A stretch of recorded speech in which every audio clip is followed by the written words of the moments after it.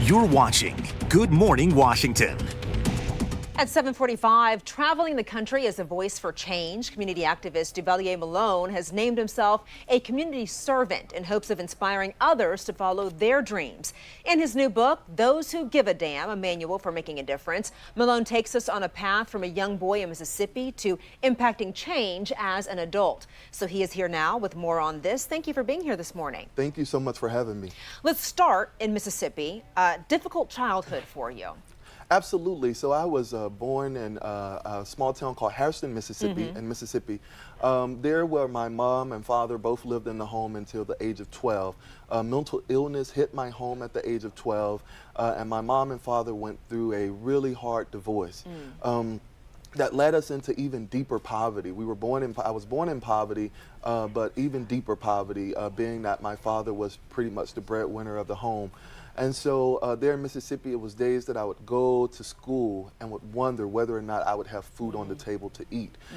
And so as a child, I would go into my imagination listening to the radio, and civil rights activist Charles Evers, the brother of Medgar Evers, helped me get through many nights that I would worry about my current condition, which instilled that passion for politics and making a difference in my community at that early age. Now at 16, you entered an essay contest, and that kind of is the pivotal moment for you. Yeah, at the age of 16, my grandmother approached me with a newspaper ad for writing an essay contest of how you would use your community influence to make a difference if you were granted this essay contest. I will never forget it.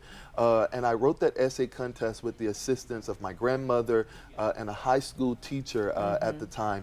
Landed me here to Washington, D.C., had never flown on an airplane before, had never left the state of Mississippi, because again, we were in poverty at the time.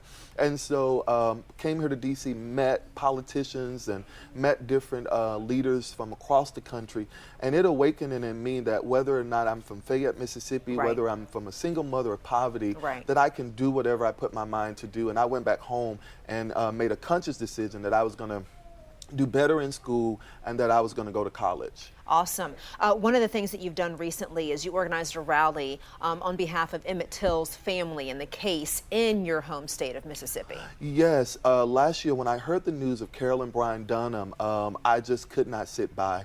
I started to call different leaders from across the country, pastors, and everybody says, have you read the legal opinions, the statutory limit? But I was reminded of Congressman John Lewis, who said, when you see something that is not right, to speak up and speak out. And so my organization, we led that rally to demand justice and an apology for the lie of Carol and Brian that led to the killing of Emmett Till.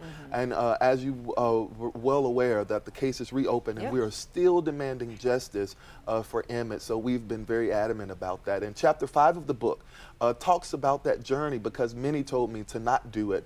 The very day that I held the rally in Mississippi, many of the state leaders walked out at lunchtime and passed by the rally and didn't even join us. But the mere fact of me seeing that case was reopened recently shown the power of activists. From here, you're headed to Atlanta to talk to some teachers. Yes. And then you said coming up in the fall, you have another big kind of rally or engagement that you're involved in. Yes. So every year I go back home to Mississippi in October during Racial Reconciliation Month. And so this year, my company and I, we are now strategizing for a way to begin the process for true reconciliation. And so this year, I don't think we're going to go into a rally mode, but it's going to be more so a day event where we really dig very deep into those issues that divide us as a race and as a country. And in this political climate is very needed for healing for my home state of Mississippi and the entire country. Absolutely. Where can we find your book? So my book is on Amazon.com. It's also available here in Washington, D.C. at Sankofa Bookstore, Walls of Books Bookstore, in the Potter's House here in D.C. So they are located at 3 bookstores here in Washington, D.C., but on Amazon.com. Awesome. Also, I lastly want to mention that your mother is amazing. After raising, your family and being in poverty, at 62 years old, she went back and got her master's degree. Yes. So that's your bloodline. That's amazing. Yes. Thank you for being here this morning. Thank you so much for having me.